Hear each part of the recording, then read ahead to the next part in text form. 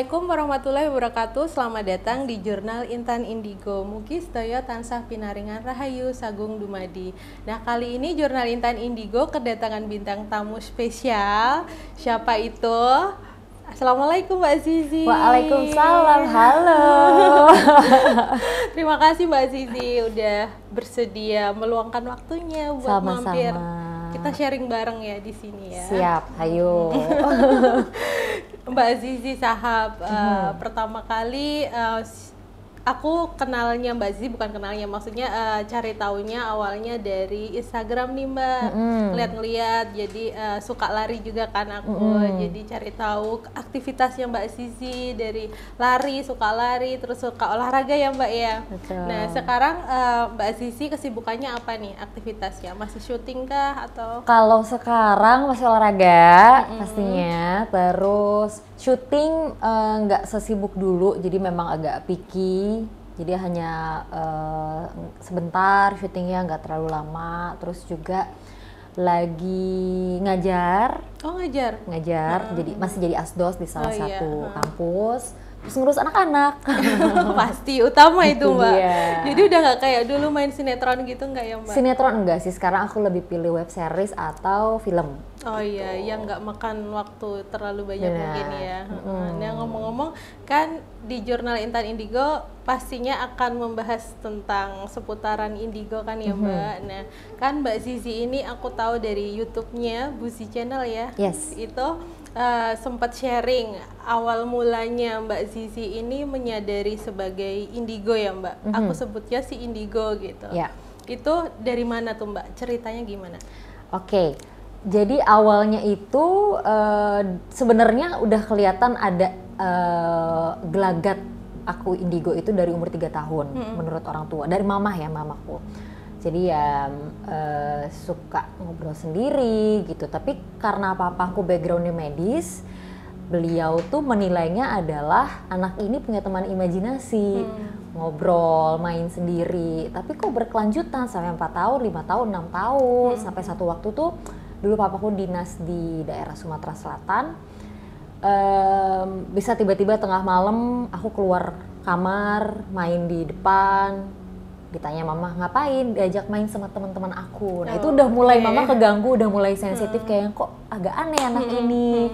Ngobrolnya tuh udah yang, hey kamu cuci muka dulu, muka kamu banyak bloodnya atau nggak bersih gitu. Itu mama mulai yang, kamu ngobrol sama siapa sih? Itu ada teman aku mah, nggak ada, ini kamu cuman imajinasi aja. Enggak imajinasi, mereka real ada gitu. Nah dari situ mamaku mulai kerasa aneh nih, dan sempat beberapa kali mama pun melihat gitu, karena emang mamaku sensitif juga sebenarnya. Oh iya. Terus akhirnya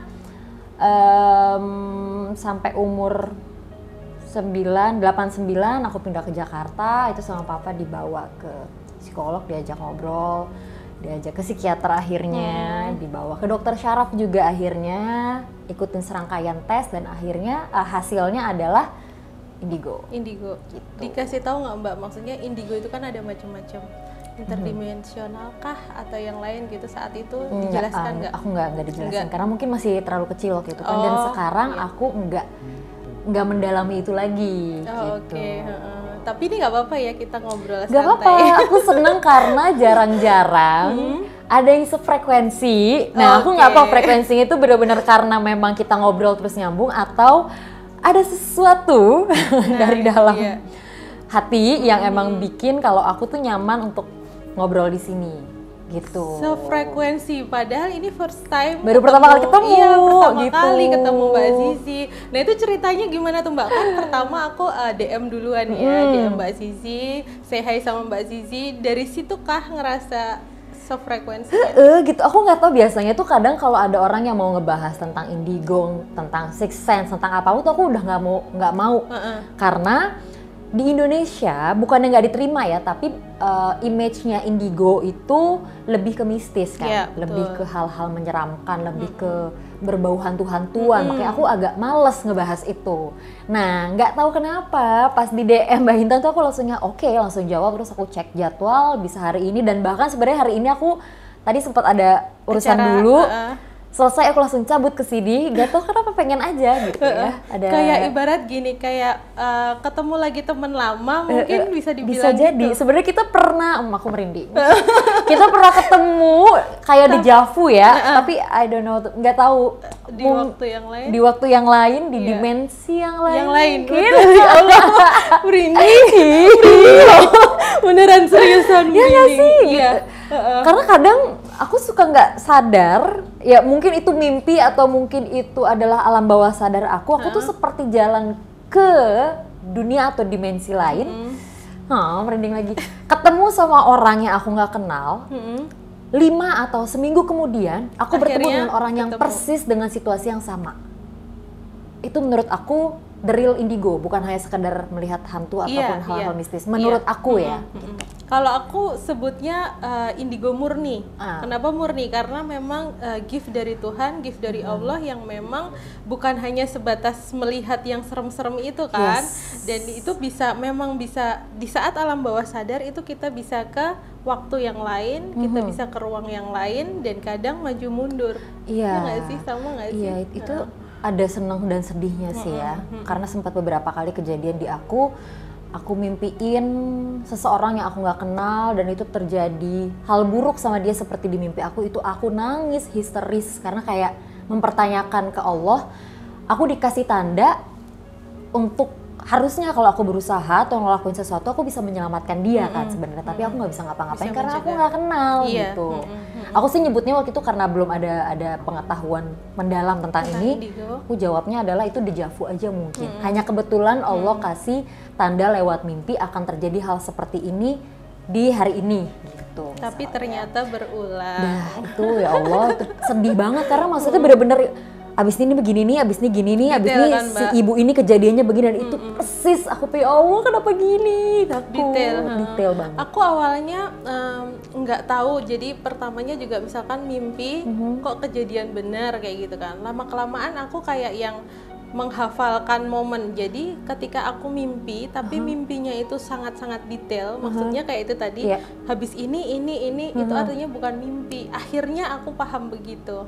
Jadi itu apa aku merinding? Karena pengalaman sendiri kan. Karena aku juga sama Mbak Zi. Jadi nggak ada guru spiritual, nggak ada. Dan aku memang dari kecil sama kayak Mbak Zizi. Kayak yang tadi diceritain kan. Dari kecil udah ada melihat yang lain kayak gitu. Terus kalau aku pertama kali menyadari maksudnya, oh Mbak Zizi ini ada gift-nya gitu. Lihat dari Mbak Zizinya. Aku tarik ke belakang, boleh ya Mbak ini di-share? Itu kayaknya keturunan ya Mbak. Jadi akan ada orang yang gift memang satu-satunya gitu. Kalau Mbak Zizi sepertinya keturunan dari bapak, dari papa. Dari papa garisnya. Dan beberapa apa ya namanya? Mundur ke belakang beberapa tingkat ya, gitulah. 3 tingkat di atas aku. Buyut tingkat. Berarti ya, buyut.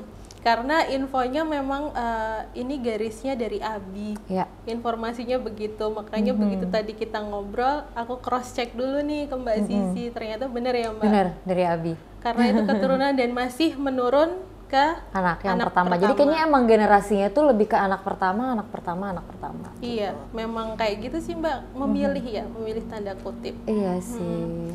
Nah, yang tadi Mbak Zizi cerita waktu kecil main bareng gitu, yang aku tahu ada 5 temannya dan memang saat itu kecil ya Mbak, ininya kecil, cuman kok aku dikasih taunya yang nggak ada mukanya. Iya, aku mau nangis karena ini beneran kejadiannya adalah malam-malam. Aku mau nangis, ini merinding banget. Aku ngambil kertas, aku ngegambar. Mama nanya kamu ngapain? Nah, aku gambar kasihan teman aku nggak punya muka.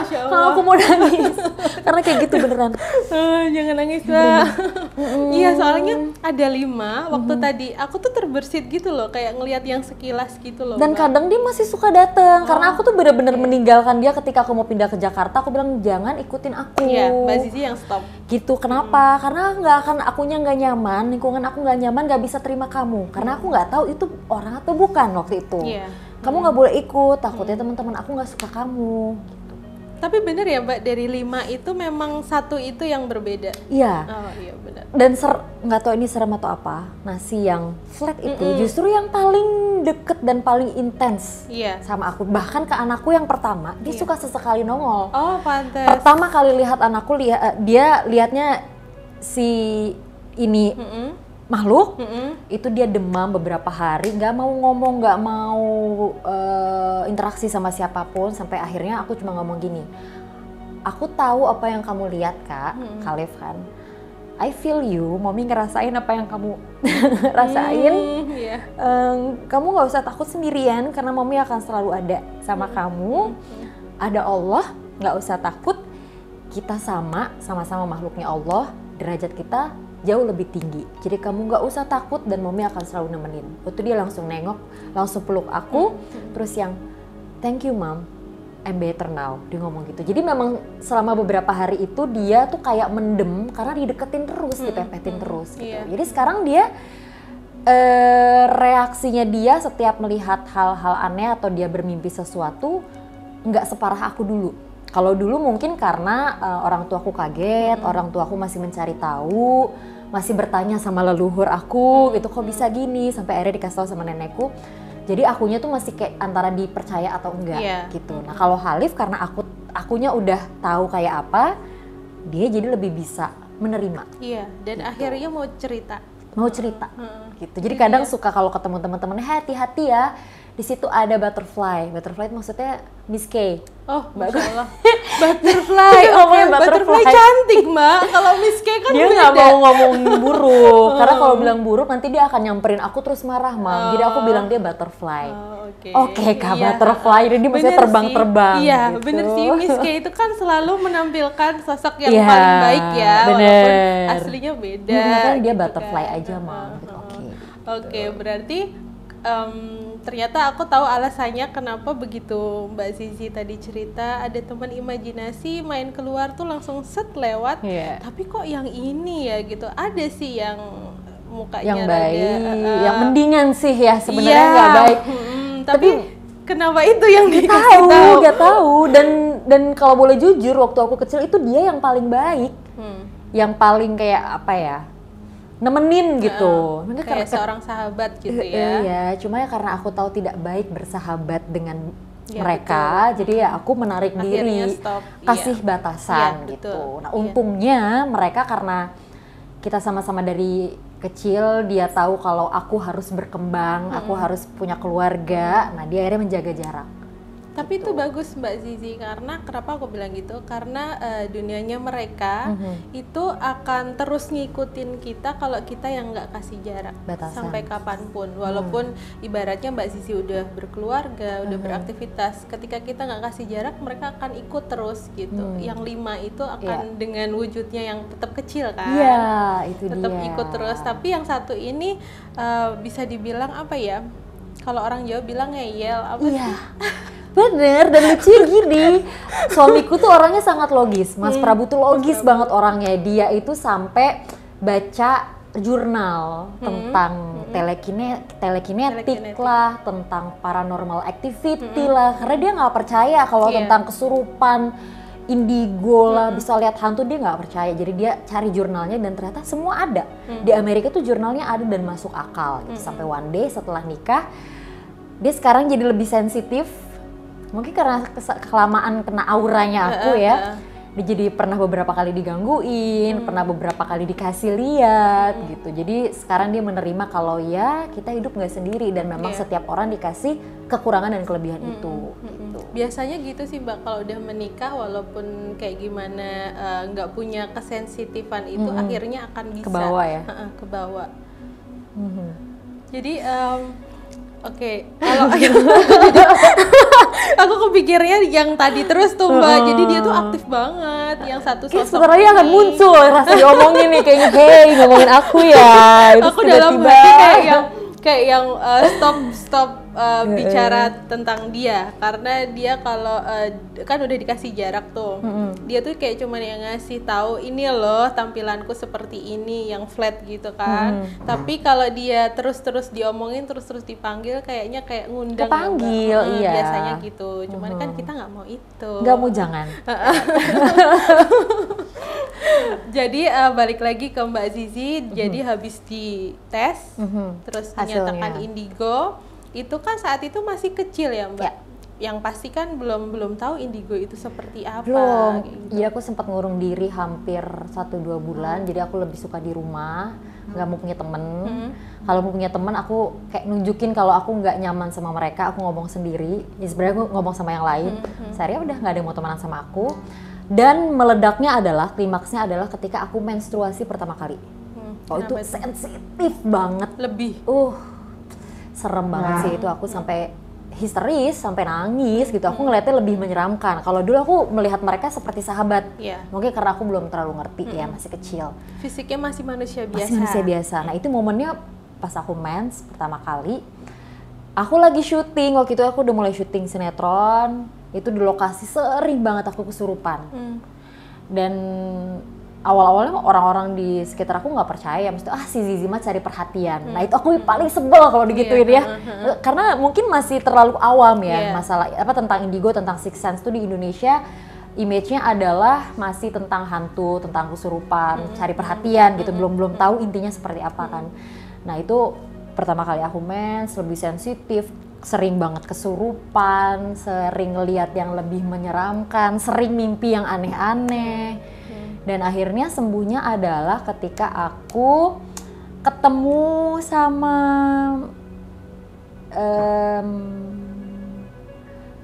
bukan leluhur sih sebenarnya, cuman ada hubungan keluarga. Itu dikasih doa harus diamalkan, sholat sunnah, baca air yasin yang aku minum sendiri. Jadi sebenarnya kayak meruqyah diri sendiri, tapi dengan tujuan untuk bikin aku tenang. Dia melarang untuk menutup. Karena apa? Karena itu udah Allah kasih. Apa yang udah Allah kasih harusnya kamu terima, jangan di denial gitu. Nah itu akhirnya mulai mendingan. Nah aku ngerasa bener-bener bisa mengontrol diri aku semenjak menikah. Oh berarti Mas Prabu. Berapa tahun yang lalu itu ya? 11 tahun yang lalu. Momen bener-bener bisa ngontrol dan jarang kesurupan itu adalah 3 tahun pernikahan. Itu ya aku percaya sama kekuatan cinta kali ya, nyebutnya kekuatan cinta, ketulusan dari hati. Semenjak Mas Prabu bener-bener ngulik tentang dunia indigo ini, dia bilang kalau yang paling besar adalah kuasanya Allah dan kekuatan cinta.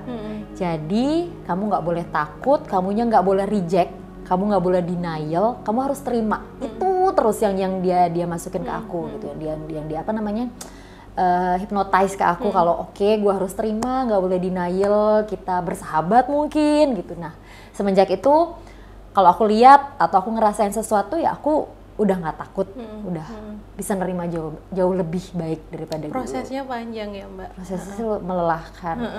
Kalau aku nggak heran Mbak Zizi cerita kayak gitu, karena aku sama. iya sama. Di usia 20 Mbak. 20 itu kan udah harusnya lebih bisa kontrol ya. Tapi kalau yang seperti ini tuh kan kayak tadi kesurupan, dikira cari perhatian, padahal kan kita nggak bisa ngontrol gitu kan. Kalau ditanya nggak ada yang mau. Jangankan kesurupan, apalagi dikasih gift kayak gini kan kita juga kalau ditanya nggak mau gitu kan. Nah itu 20 tahun itu aku histeris yang ngelihat sesuatu di depan semenyeramkan itu, setengah binatang setengah manusia. Itu langsung pingsan Mbak. Jadi aku nangis teriak pingsan. Dan itu dalam sehari itu bisa berkali-kali gitu kayak gitu. Dan saat itu aku cuma tinggal sama bapak, ibu udah nggak ada. Jadi bapak dalam usia yang udah sepuh itu gimana sih ngelihat anak kayak gitu kan langsung gendong gitu loh. Iya refleks gendong, dan itu sehari berkali-kali. Dan akhirnya karena capek minta buat ditutup. Bisa? Gitu. Nggak bisa. Nggak akan bisa soalnya. Tapi itu salah satu ciri bahwa itu memang gift dari Allah gitu. Dan memang murni, karena kita mau nolak kayak gimana, yang ibaratnya yang punya hidup, yang punya kuasa menghendaki ini gitu kan. Akhirnya ya itu tadi 11-12 sama Mbak Zizi. Di saat aku semakin nolak, itu semakin serem yang aku lihat. Benar, dan semakin intens. Iya. Sampai pernah aku suatu waktu itu nggak bisa ngebedain ini orang atau bukan. Jadi aku kejadian pernah lagi syuting di daerah Sentul di salah satu pemandian air panas lah, itu lagi syuting. Itu menjelang maghrib, aku inget banget, padahal itu nenek aku wanti-wanti, Zizi kalau asar udah mau maghrib itu, kalau udah matahari agak memerah, kuning gitu, kamu jangan sendirian ya. Kenapa? Kamu tuh harum, pasti banyak yang mau deketin. Oke, gitu. Terus aku lagi duduk deket batu gitu, terus tiba-tiba ada cewek normal, sangat normal, perempuan biasa, pakai baju warna kuning, rambutnya panjang. Lagi ada apa mbak? Gitu. Suaranya halus banget. Ini lagi ada syuting gitu. Terus di sana, Zizi ngomong sendiri gitu, sampai disamperin, Zizi ngomong sendiri. Enggak, ada, orangnya nggak ada. Gila, itu aku lemes. Tadi ada orang di sini. Karena memang serial itu kan. Serial itu. Nah itu lebih nyeremin sih menurut aku. Maksudnya kalau kita lihat yang nyeremin, yang menakutkan itu kita bisa ngebedain. Tapi kalau yang udah menyerupai manusia itu yang serem. Manusia karuan kita ngelihatnya serem gitu. Ini kan manusia sama mbak. Aku dulu juga kayak yang ini manusia bukan ya, sampai kayak gitu. Udah nggak sempet ngeliatin kakinya napak atau enggak sih, ya kan? Nggak kayak di film-film enggak. Nggak kayak gitu. Terus akhirnya ditutup, Mbak Zizi juga ditutup berkali-kali dan nggak bisa. Makin ditutup makin ganas. Makin ditolak. Dan saat itu aku ingat bapak aku tuh bilang gini, ketika kamu ikhlas menerima, itu kuncian maka akan ya udah mengalir begitu aja gitu. Dan benar, aku ikutin kata bapak kan, aku pelan-pelan berproses ikhlas menerimanya itu kan juga nggak gampang ya. Dengan perjuangan, dengan prosesnya, ya udah aku terima memang begini dan akhirnya sampai sekarang gitu. Iya emang. Dan pasti ada hikmahnya sih. Kenapa kita dikasih ini, ada tujuannya kenapa kan sampai akhirnya bisa nurun ke anak, kan pasti ada alasannya. Nah, Mbak Zizi ini tadi ngomong kan nurun ke anak yang pertama, ya kan? Yang pertama itu sebagai seorang ibu, aku juga seorang ibu yang punya anak. Kalau anak barusan aku udah nyamperin Mbak di belakang. Makanya aku tadi sempet yang agak nggak fokus. Nggak kesini ya Mbak Zizi lihatnya. Gimana tuh? Apa tuh Mbak yang nyamperin? Aku berasa kayak ini sih kayak merinding-merinding kesetrum gitu, gimana sih yang set gitu. Tapi aku nggak tahu ini sebenarnya dari mana? Luhur atau apa ya, tapi kayak Pak Kiai gitu sih ya. Soalnya gini Mbak, maaf aku potong. Aku kan mau bahas ke anak ya, tapi tuh di sini aku tuh terbersit yang sebelum kesana tuh bahas yang leluhur dulu kalian kayak gitu. Terus ininya tuh merinding. Jadi bilang ada yang nyamperin dulu. Iya, aku langsung ya fokus, langsung ngomongnya. Kayak gimana Mbak? Kayak Bapak Kiai. Iya, pakai tongkat, jenggotnya panjang, putih, senyum sih masya Allah, ngademin gitu mukanya ya. Itu leluhur aku. Pantesan. Dan yang dari Mbak Zizi? Bukan. Dan enggak, maksudnya ini kan dari aku. Yang pasti bukan dari tempat ini kan, kan beda. Dan dari Mbak Zizi ada pendamping nggak Mbak? Enggak, aku sih sebenarnya nggak ada. Maksudnya nggak meniatkan untuk didampingi, cuma aku yakin itu ada, beliau ada karena memang diturunkan. Gitu, sama kan? Sama. Ya itu tadi ya, indigo murni itu tadi. Jadi memang bukan karena kita apa ya namanya, mencari atau mungkin mengusahakan sesuatu, bukan, tapi memang sudah Allah kasih. Gitu. Iya, karena aku pun sama, walaupun mereka ada seperti sepuh, leluhur, pendahulu kita ada, ya memang mereka ada. Kita cuma menghargai keberadaan mereka ya. Oke, mereka ada, cuman aku juga nggak memposisikan beliau sebagai pendamping, nggak pernah mau sama sekali buat minta-minta sama siapapun, nggak cuma leluhur ya Mbak, karena kan ya udah kayak gimana ya, kayak yang udah aku tuh prinsipnya memang begitu, sama berarti ya Mbak. Iya dong, minta apapun sama Allah aja. Aku tuh mau ngobrolin ke yang anak, tapi kayaknya aku harus ke belakang dulu, yang leluhur dulu, makanya beliaunya ada. Dan sepertinya memang kalau ditarik ke belakang saling kenal ya Mbak, leluhurnya Mbak Zizi dan aku itu pernah ketemu di waktu yang lain? Kayaknya ya pernah bertemu di dimensi yang lain gitu ya. Coba di wifi-nya koneksinya kita disambung YouTube-nya ya. Disambungin berdua nih Mbak sama-sama. Kayaknya gitu. Ya. Dari ada jarak karena Mbak Zizi menginginkan ada jarak, cuman itu kental banget dari Abi. Jadi aku manggilnya Abi.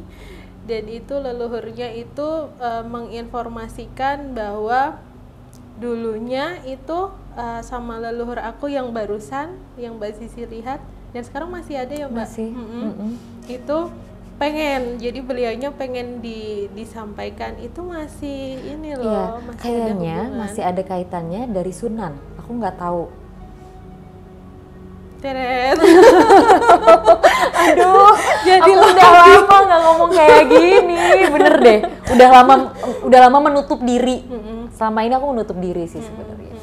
Jadi beliaunya memang hadir untuk ngasih tahu ini loh, karena kan kita tadi nanya, bertanya-tanya kan, kok bisa frekuensi itu dari mana kayak gitu. Beliaunya kayak pengen menjawab itu gitu loh. Dari situ memang ya udah direstui sama Allah sama semesta, memang dulunya leluhurnya itu ada hubungan, ada kenal di saat itu kenal, dan kayaknya bukan sekedar kenal, nggak mau dibilang kenal. Iya.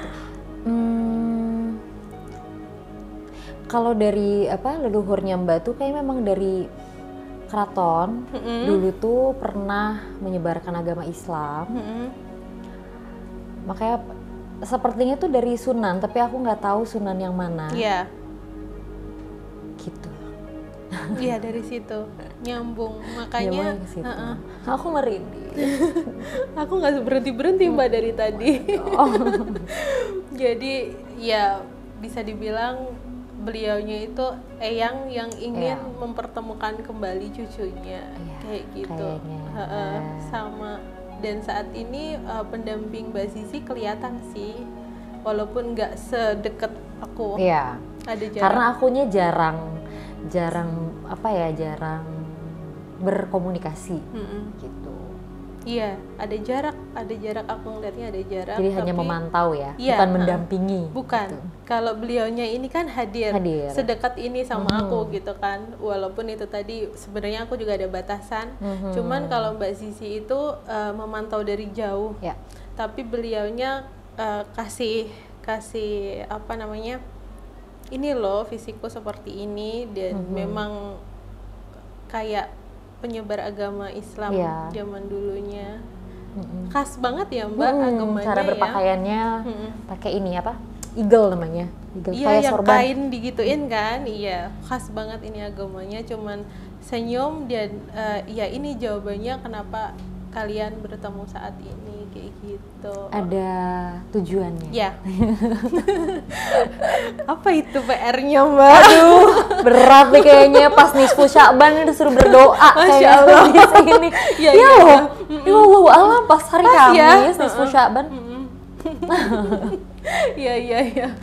Nah, balik lagi. Oke, berarti leluhur udah ya Mbak. Jadi aku nggak ada PR dari beliaunya ini. Sebagai seorang ibu dan suami kan nggak ada gift, nggak ada sensitifan kayak gitu kan. Nah, itu punya anak yang juga kebetulan punya gift. Itu gimana tuh Mbak cara menyikapinya? Tadi udah sedikit dijelasin sama Mbak Sisi, tapi lebih dalamnya gimana, mungkin bisa di-share? Khalif ini anaknya pendiam, jadi memang dia itu nggak akan mulai ngomong kalau akunya nggak pancing. Cuma kan ya karena aku juga kadang beberapa kali ngelihat apa yang dia lihat, aku ngerasain kalau dia nggak nyaman. Dan waktu pas pertama kali dia lihat itu dia demam tinggi, itu menurut aku bukan sakit, tapi lebih ke kaget gitu. Itu aku ajak ngobrol dia pelan-pelan, dan dia itu sempat ada masalah speech delay. Jadi memang telat bicara, dia baru mulai bicara lancar itu di umur 5 tahun. Kalau masalah medisnya adalah dia ini bingung bahasa, karena di rumah pakai bahasa Inggris, waktu itu di sekolah pakai bahasa Indonesia.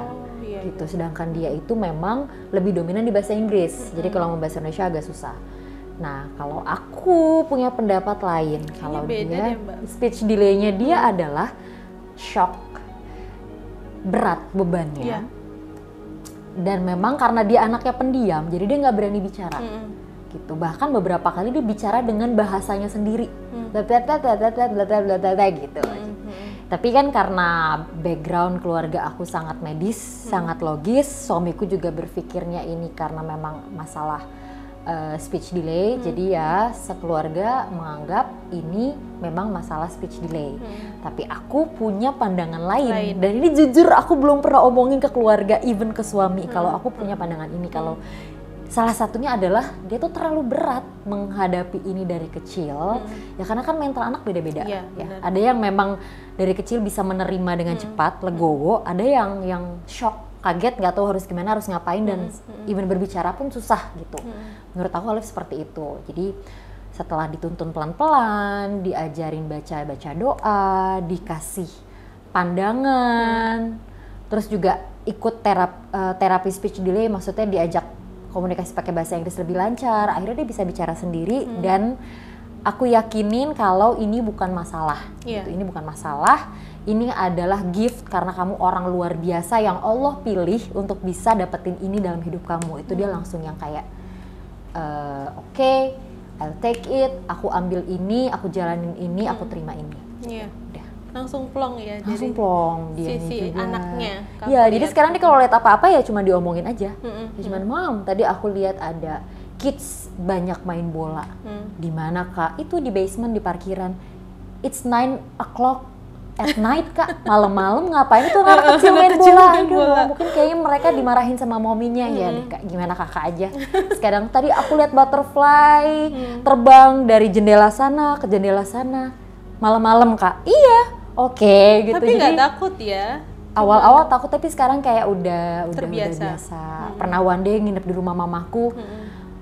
Nena, manggilnya kan Nena. Nena, di kamar mandi Nena itu ada friendly ghost loh.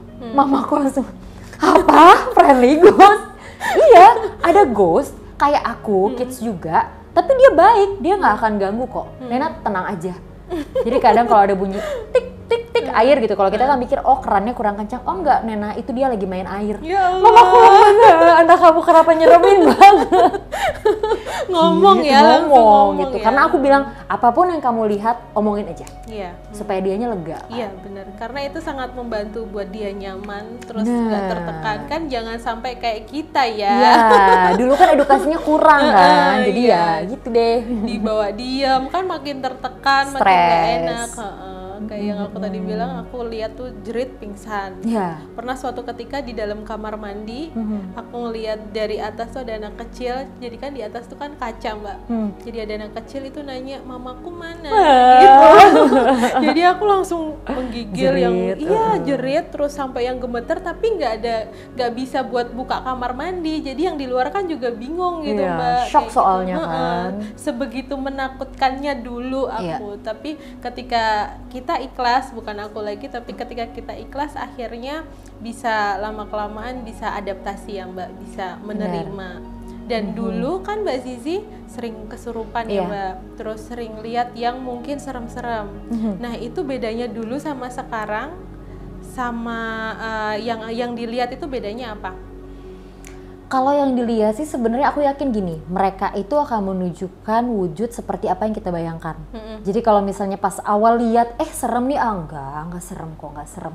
Dia bisa langsung switch, berubah. Iya, seperti apa yang kita yakinin, itu ya. Ya mungkin itu tadi afirmasi dari Mas Prabu yang dia sempat bilang kalau mereka nggak nyeremin, kita hidup berdampingan, Allah kasih kamu harus terima. Itu terus yang aku omongin, even dalam sholat pun aku juga ngomong kayak gitu, ya Allah aku kuat, aku terima, aku seneng, itu terus. Dan akhirnya ya kejadiannya kayak gitu. Jadi kalaupun ada pernah mimpi yang nggak baik pun, itu kejadian juga aku yang menerima kalau oh ya memang udah takdirnya kayak gini. Iya. Kalau dulu kan Akhirnya nyalahin begitu. diri kan, Iya. kalau sekarang udah emang kita nggak punya kuasa apa-apa. Betul, karena Gitu. itu memang udah takdir, udah memang harus begitu. Kan kayak kita kan cuman perantara ya Mbak, kayak cuman ya dikasih penglihatan seperti itu, dikasih pesan, cuman kita nggak ada kendali buat berbuat sesuatu. Benar. Iya kan? Karena memang setuju aku tadi kalau mereka itu nggak semenakutkan itu kok. Yes, Gitu. tergantung apa yang kita memancing. Sepertinya kita tuh seperti magnet ya. Ada yang datang ya. Tapi cuma ngomong, jadi kayak cuma Iya. ngomongin apa sih, terus set hilang gitu. Soalnya kalau udah kayak gini ketemu itu kan kebaca sama mereka. Iya, Tidak kepancing. terlihat. Jadi kita kayak magnet, terus mereka ngedeket Iya, ya. cuman pengen tahu aja tapi kan cuman lewat-lewat gitu. Dulu aku udah ngejerit nih. Iya, Udah gitu. sama aku dulu Iya juga kan? iya. Karena aku percaya tergantung pikiran kita. Karena sejauh Jurnal Intan jalan-jalan kemana-mana, mau ke tempat yang orang bilang serem, angker kayak gimana, ya aku bismillah datang selalu dengan etika, dengan doa pastinya, dengan salam. Niatan aku dalam hati dan pikiran itu kan sama, hanya untuk menapak tilas leluhur. Jadi ketika di tempat yang mau seserem apa juga ketemunya yang positif-positif. Bentukannya nggak pernah yang aneh-aneh itu tadi. Berarti kan bisa dibilang itu tergantung ininya kita ya. Bayangan kita, pikiran kita. Pikiran kita, niat kita gitu. Tapi aku pernah satu kejadian, ini sih bener-bener apa ya, mengejutkan. Jadi aku lagi di luar negeri, di Turki waktu itu aku lagi syuting. Itu lucunya gini, aku udah ngerasa ini hotel nggak enak.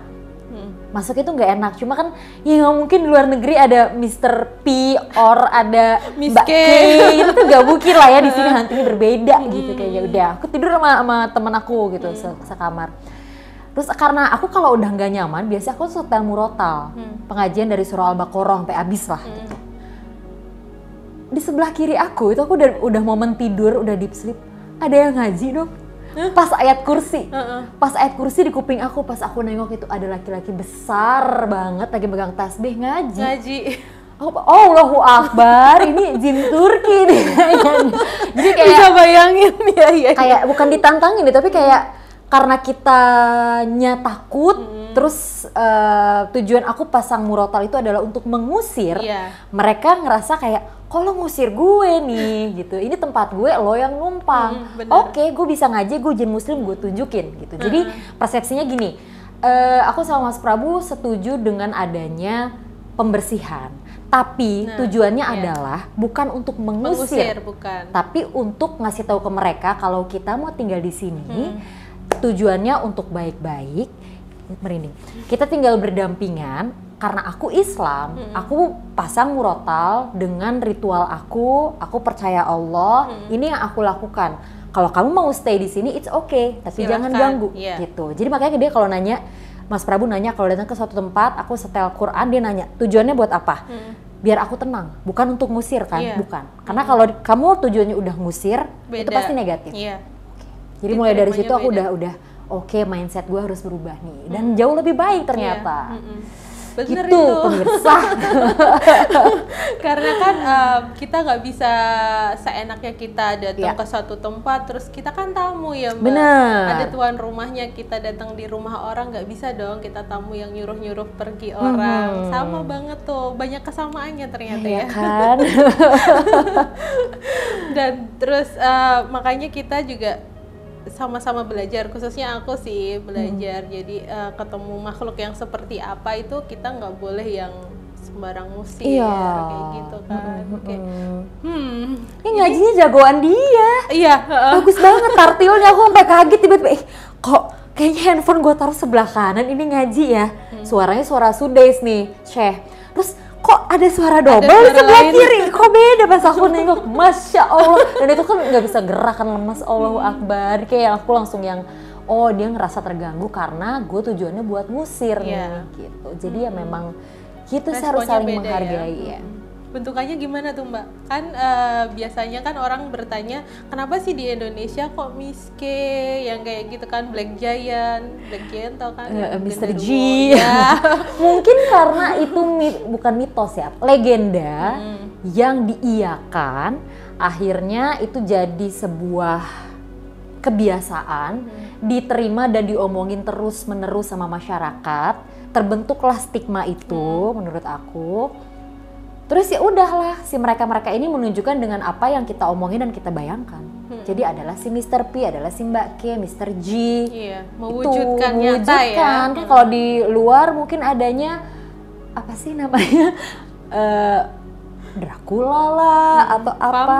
Vampir lah. Bukan Casper kan tapi. Friendly Ghost, anakku dong, Friendly Ghost loh, mau Casper gitu. Terus lagi apa ya kalau di luar tuh? Noni-noni Belanda lah, ya kan. Ada lagi apa sih yang kepala buntung itu? Buntung?